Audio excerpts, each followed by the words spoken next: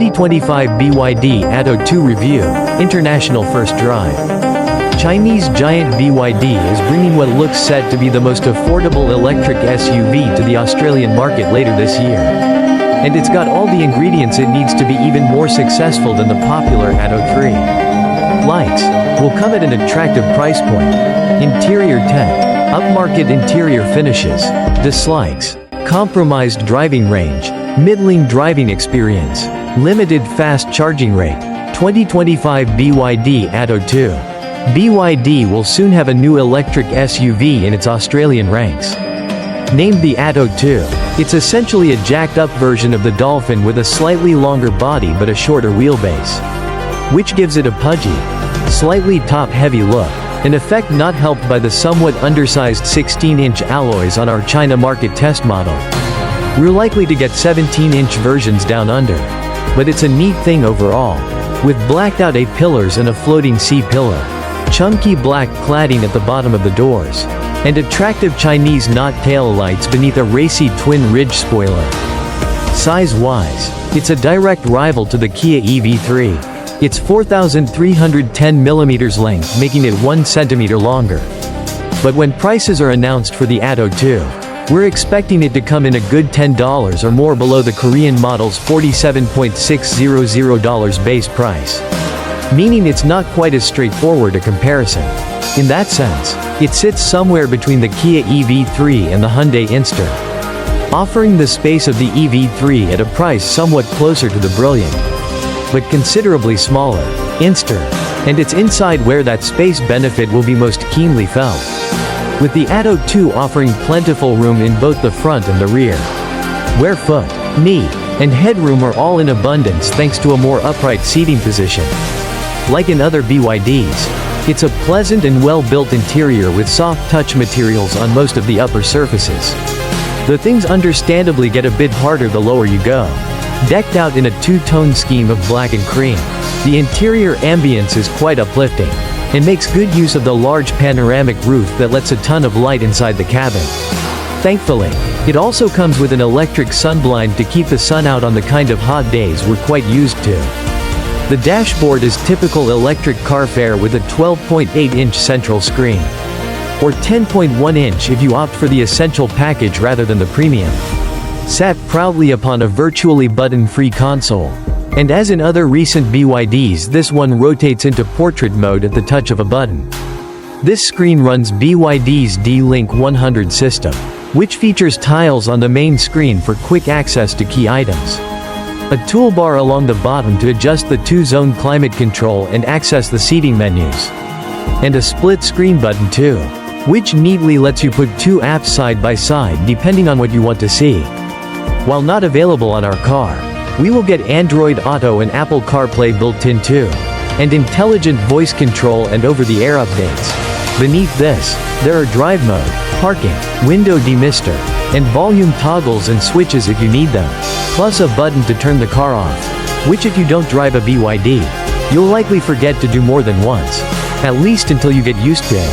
A multi-function steering wheel gives you access to your cruise control settings, and the 360-degree camera if you specify the Premium Edition. And it's manually adjustable for reach and rate. Behind the wheel is an 8.8-inch screen for your essential information. And above that is a head-up display. Not the largest we've seen, but nevertheless a nice feature to have at this price point. Where you do miss out a little is on the speakers, of which there are only 6 on the Essential version and 8 on the Premium version. So don't expect concert-level audio here even if you can adjust the settings in the menu. You do, however, get a 50W vented wireless charger and 2 each of USB-A and USB-C sockets. 1 of each in the front and the back.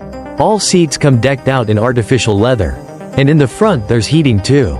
Though it's unclear if both variants here will get this, and it might be limited to the driver's seat. They're 6-way adjustable for the driver, and 4-way for the passenger.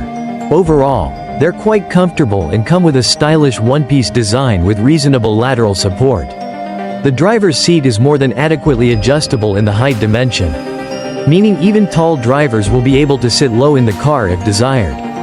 While there's sadly no frunk on the Atto 2, it does come with more than enough space in the trunk. a handy 400 liters with the seats up, and as much as 1340L with the seats down. On the road, or more accurately on a cone circuit around a car park, it's fair to say the Atto 2 isn't going to be posting any fastest laps. With a fairly leisurely 0 to 100 km/h sprint of 7.9 seconds, 0.4 seconds slower than the Kia EV3. Super light steering means it's a marvel for navigating tight urban streets. But keen drivers might appreciate a little more feedback. That said, while it's not quite as agile as its little brother the BYD Seagull, it does offer up reasonable turn-in and has a touch of lift-off oversteer when pushed hard.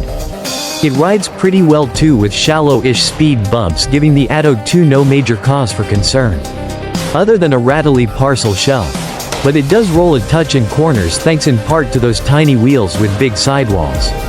Overall, it probably does as much as you'd want it to, and may well come with slightly different tuning when it arrives here. With 130 kilowatts and 290 Newton meters driven through the front wheels, it's sprightly at best with good traction, and sluggish at worst when driven in economy mode. It is, though, reassuringly stable under heavy braking.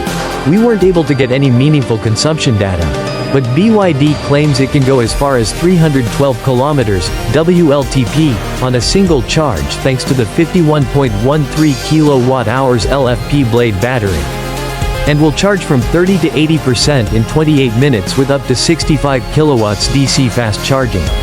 AC charging of 11 kilowatts is available for home chargers.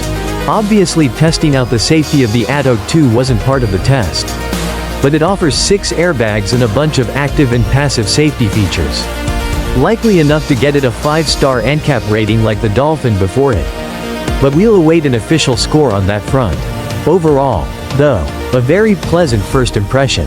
The Atto 2 scores well on the areas that count, such as value for money, space, and ease of use, where it lacks a little compared to the Kia EV3 is on range.